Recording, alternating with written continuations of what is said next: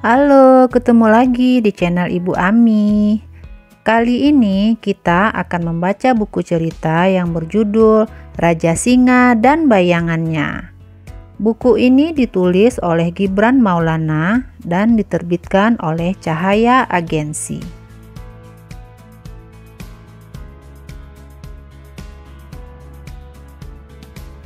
Di sebuah hutan di Sulawesi, hiduplah seekor singa yang sangat kuat dan besar. Ia sering memangsa penghuni hutan. Kadang juga pergi ke perkampungan untuk mencari mangsa. Singa yang berbadan besar dan memiliki cakar-cakar yang tajam sering pergi ke perkampungan. Hal itulah yang membuat banyak penduduk merasa ketakutan. Saat ia akan meninggalkan perkampungan, singa itu melihat seekor binatang lewat dan berlari dengan sangat kencang. Singa segera mengejarnya, namun ia kehilangan binatang itu.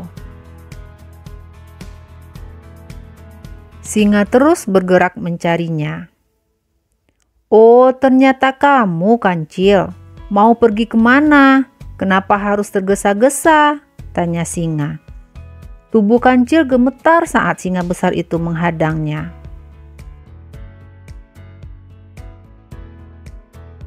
"Kancil, apa kamu tidak tahu siapa yang datang ini?" tanya singa. "Maaf Baginda Raja, tentu hamba tahu siapa Paduka Raja penguasa hutan ini," jawab Kancil. Kancil akhirnya menemukan ide. "Raja, sebenarnya saya mau menemuimu, namun ada singa yang sangat besar dan kuat menghalang-halangi hamba," ujar Kancil. "Ada singa besar dan kuat di hutan ini selain aku. Di mana dia?" tanya singa. "Benar Baginda Raja, ada singa lain selain dirimu. Akan aku tunjukkan di mana tempatnya," jawab Kancil. Kancil segera berangkat mengantar singa itu. Sesampai di sumur tua, Kancil itu berkata, "Disinilah tempat singa itu, Baginda Raja," kata Kancil sambil menunjuk ke dalam sumur tua itu. Singa melihat ke dalam sumur. Ternyata benar ada bayangan singa besar.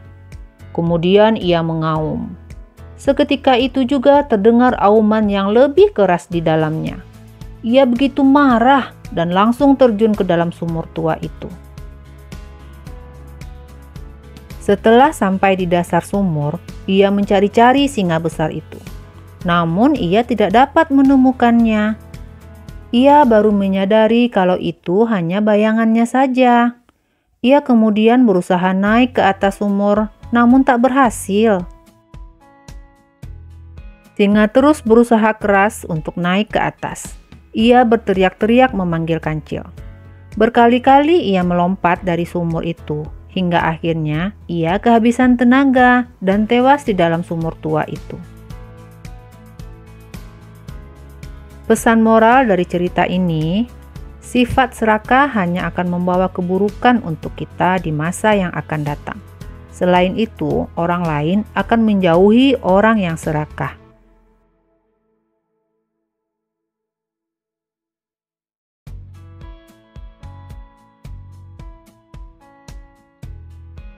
Oke teman-teman, sekian dulu cerita untuk hari ini.